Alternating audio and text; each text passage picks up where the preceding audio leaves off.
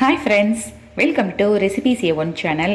இன்னைக்கு வீடியோவில் 5 வகையான தோசை ஈஸியாக டேஸ்டியாக எப்படி பண்ணுறதுன்னு பார்க்கலாம். வீடியோக்குள்ளே போகிறதுக்கு முன்னால் நம்ம சேனலை சப்ஸ்கிரைப் பண்ணிவிட்டு பக்கத்தில் இருக்கிற பெல் பட்டனையும் கிளிக் பண்ணிவிடுங்க. முதல்ல செய்ய போகிறது அடை தோசை. அடை தோசை செய்கிறதுக்கு முதல்ல ஒரு பிடி இட்லி அரிசிக்கு 3/4 பிடி பருப்பு வகைகளை எடுத்துக்கலாம். நான் இன்னைக்கு கடலை பருப்பு, துவரம் பருப்பு, உளுத்தம் பருப்பு 3ஐயும் சம அளவாக எடுத்திருக்கேன். இது கூடவே பாசி பருப்பு இல்லைன்னா பாசி பயிறு 2ல் ஏதாவது ஒன்றும் சேர்த்துக்கலாம். இன்னும் நல்ல டேஸ்டாக இருக்கும். இந்த அரிசியையும் பருப்பையும் நல்லா கழுவிட்டு 5 மணி நேரத்துக்கு ஊற விட்டுறேன். தோசைக்கு அரைக்கிறதுக்கு முன்னால ஊறி இருக்கிற ஒரு கை அரிசி பருப்போட சீரகம் 1/2 டீஸ்பூன், வரமிளகாய் 4-5, சோம்பு 1/2 டீஸ்பூன், கசகசா 1/2 டீஸ்பூன், பட்டை, லவங்கம், இஞ்சி ஒரு துண்டு, பூண்டு 4-5 பல் எல்லாத்தையும் சேர்த்து கொரகொரப்பா அரைச்சிட்டு மிச்சம் இருக்கிற அரிசியையும் சேர்த்து அரைச்சி கடைசியா தேவையான அளவுக்கு உப்பும் பெருங்காயத்தூளும் சேர்த்து அரைச்சி எடுத்துக்கிறேன். இப்போ அரைச்சி வச்ச மாவோட பொடியா நறுக்கின வெங்காயம், மல்லித்தலையும் நல்லா கலந்துட்டு இட்லி மாவு மாதிரி இல்லாமல் கொஞ்சம் தளர்வா கலந்துட்டு மீடியம் சைஸாக தோசையை வாத்து எடுத்துக்கிறேன். தேவையான அளவுக்கு நெய்யோ ஆயிலோ விட்டு நம்ம செவக்க வேக வச்சு எடுத்துக்கலாம். இந்த தோசையில் சம அளவு புரோட்டீனும் கார்போஹைட்ரேட்டும் இருக்கிறதுனால ஒரு சூப்பரான பாடி பில்டிங் ஃபுட்டாக இது இருக்கும். இப்போது சூப்பரான அடை தோசை செம்மையாக ரெடி ஆகிருக்கு. இந்த தோசையில் கால்சியம் ரிச்சாக இருக்கிறதுனால எலும்புகளுக்கு பலம் கொடுக்கும்.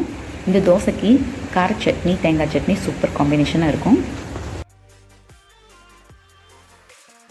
இப்போது கார சட்னி எப்படி பண்ணுறதுன்னு பார்க்கலாம். ஒரு பெரிய வெங்காயம், ஒரு பெரிய தக்காளி 2ஐயும் கட் பண்ணி சேர்த்துட்டு 2 வரமிளகாய், 4-5 பல் பூண்டு, ஒரு 100 ml தண்ணி, உப்பு சேர்த்து 10 நிமிஷத்துக்கு வேக விட்டுறேன். நல்லா ஆறுனதுக்கு அப்புறமா அரைச்சிட்டு தாளித்து கொட்டிட வேண்டியது தான். கார சட்னி சூப்பராக ரெடி ஆயிடுச்சு. இந்த சட்னி இட்லி தோசை, பூரி, அடை தோசை எல்லாத்துக்குமே சூப்பர் சைடிஷாக இருக்கும். 2வது தோசை பார்த்திங்கன்னா லேசியான சமயத்தில் செய்கிற ஒரு சூப்பர் ஈஸியான ஆனால் ரொம்ப டேஸ்டான தோசை தான் இது. ஒரு தோசைக்கல்ல 4 டேபிள் ஸ்பூன் ஆயில் விட்டுட்டு அதில் பொடியாக சாப் பண்ண வெங்காயம், பொடியாக சாப் பண்ண தக்காளி 2ஐயும் சேர்த்து நல்லா வதக்கிட்டு அதோட உப்பு, மஞ்சள் தூள், மிளகாய் தூள், கரம் மசாலா எல்லாத்தையுமே சேர்த்து நல்லா வதக்கிட்டு மல்லித்தலை கொஞ்சம் சேர்த்துட்டு பொடியாக சாப் பண்ண காளானையும் இதோட சேர்த்து கலந்து விட்டுட்டு மூடி போட்டு 5 நிமிஷத்துக்கு மூடி வைக்கும்போது நல்லா சுருளை வெந்து வந்திருக்கும். பாருங்கள், சூப்பராக வெந்து வந்திருக்கு. இந்த மசாலாவை 4 பாகமாக பிரிச்சுட்டு தோசை மாவை அது மேலே குட்டி குட்டி தோசைகளாக ஊற்றி எடுத்துக்கிறேன். ஒரு 2 நிமிஷம் மூடி வச்சு வேக விட்டும்போது நல்லா சூப்பராக வெந்து வந்திருக்கும். இப்போது தோசை ஒன்று சேர்ந்துருந்தா ஸ்ப்ளிட் பண்ணி விட்டுட்டு திருப்பி போட்டு செவக்க வேக வச்சு எடுத்தா நம்மளோட ஸ்பைசியான காளான் தோசை ரெடி. குட்டி குழந்தைங்க இருக்கிற வீட்டில் இது மாதிரி செஞ்சு கொடுக்கும்போது ரொம்ப விரும்பி சாப்பிடுவாங்க. 3வது புடலங்காய் தோசை. காளான் தோசை மாதிரியே வெங்காயம், தக்காளி, மசாலாலாம் ரெடி பண்ணிவிட்டு துருவி வச்ச புடலங்காயை அதோடு சேர்த்து நல்லா வதக்கி 2 நிமிஷம் மூடி வச்சோன்னா ஒரு சூப்பரான புடலங்காய் மசாலா ரெடி ஆகிடுச்சு. இது அப்படியே ஸ்ப்ளிட் பண்ணி நமக்கு வேண்டிய மோல்டை வச்சு அதுக்குள்ளே நம்ம தோசையை ஊற்றி கொடுக்கும் பொழுது குழந்தைங்களுக்கு வேண்டிய ஷேப்பில் கிடைக்கும். இதனால் புடலங்காயோட சத்தும் அவங்களுக்கு கிடைக்கும். இந்த புடலங்காய் தோசையை லஞ்ச் பாக்ஸுக்கும் கொடுத்து அனுப்பலாம். மிச்சம் வைக்காமல் சாப்பிட்டு வருவாங்க. 4வது தோசை காலிஃப்ளவர் ரோஸ்ட்.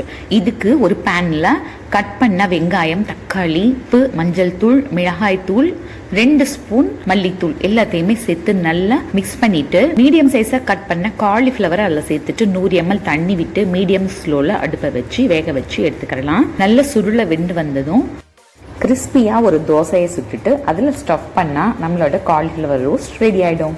5வது தோசை வெஜிடபிள் தோசை.